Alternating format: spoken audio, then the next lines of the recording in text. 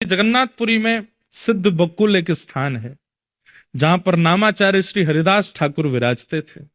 3 लाख नाम रोज करते थे चैतन्य, और क्योंकि जन्म से यवन कुल में जन्मे थे, हिंदू नहीं थे वे, लेकिन भैया चैतन्य महाप्रभु ने उनका ऐसा यश करवाया। एक बार मैंने उनका चरित्र थोड़ा पढ़ा है तो मुझे थोड़ी थोड़ी स्मृति आ रही है कि श्री हरिदास ठाकुर किसी गांव में बंगाल में कहीं थे, तो वहां किन्हीं का ब्राह्मण भोज कराना था।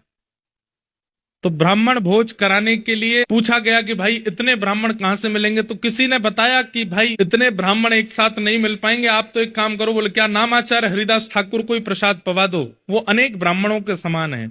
तो ये बात सुनकर के जो कुछ ब्राह्मण थे वो क्रोधित हो गए, बोले अरे वो हिंदू तक नहीं है, आप कह रहे हो कि उनको प्रसाद पवा दो, अनेक ब्राह्मणों को प्रसाद के समान होगा। जब उनका अपमान किया गया तो बताते हैं कि उस काल में गैस सिलेंडर तो होते नहीं थे, तो भोजन बनाने के लिए, ब्राह्मणों को पवाने के लिए जैसे ही अग्नि चेतानी प्रारंभ की, मूसलाधार बारिश होने लगी। इतनी बारिश हुई कि जो चूल्हा था उसमें पानी भर गया। दूसरी जगह कहीं पेड़ के नीचे चूल्हा लगा करके अग्नि जलाई तो इतना पानी भरा कि वहां पर भी नहीं जला पाए। सुबह से शाम हो गई लेकिन अग्नि की व्यवस्था नहीं, वो प्रसाद बन ही नहीं पाया। तब किसी ने कहा, बोले अब क्या करें, आज तो ब्राह्मण भोज होना था, हो ही नहीं पाया। बोले कि आपने नामाचार्य हरिदास ठाकुर का अपमान किया है। वे भले ही ब्राह्मण जन्म से नहीं है, लेकिन उनके नाम निष्ठता, उनकी भगवत निष्ठता ऐसी है कि उनके प्रति आप अपराध बुद्धि नहीं रख सकते। बोले अब क्या करें, बोले उनसे जाके क्षमा मांगो तो ही वर्षा रुकेगी। जाकर के देखा, तुम्हारा चारों दिशाओं में बारिश हो रही थी और जहां बैठ करके हरिदास ठाकुर भजन कर रहे थे उनके ऊपर वर्षा नहीं हो रही थी।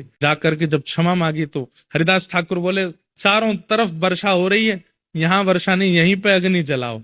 और जहां हरिदास ठाकुर बैठे वहीं पर अग्नि जला करके वहां प्रसाद सिद्ध हुआ। ऐसे हरिदास ठाकुर, तो वे यहाँ श्री जगन्नाथपुरी में सिद्ध बकुल स्थान पर निवास किए। वहां बकुल का एक पेड़ है, क्योंकि नामाचार्य श्री हरिदास ठाकुर मंदिर नहीं जाते थे, उन्हें रोक टोक नहीं थी, लेकिन वे मंदिर के नियमों के अनुरूप ही रहते थे। उनका था कि भाई जब मंदिर में प्रवेश वर्जित है गैर हिंदुओं का तो मैं नहीं जाऊंगा, बाहर पतित पावन भगवान का ही दर्शन करते थे। लेकिन वे मंदिर नहीं जाते थे। चैतन्य महाप्रभु मंदिर से निकलते ही सबसे पहले हरिदास ठाकुर के पास जाते थे। हरिदास ठाकुर महाप्रभु जी को देख करके भाव विह्वल हो जाते थे। नित्य महाप्रसाद पाने के बाद में जो प्रसादी रह जाती थी उस प्रसादी को हरिदास ठाकुर के लिए भिजवाते थे स्वयं चैतन्य महाप्रभु, किसी को नहीं देते थे। अपने अनेक शिष्यों में से बोले हरिदास ठाकुर के पास पहुंचाओ। और उनका जीवन क्या था, केवल नाम, केवल नाम आश्रय में रहते थे।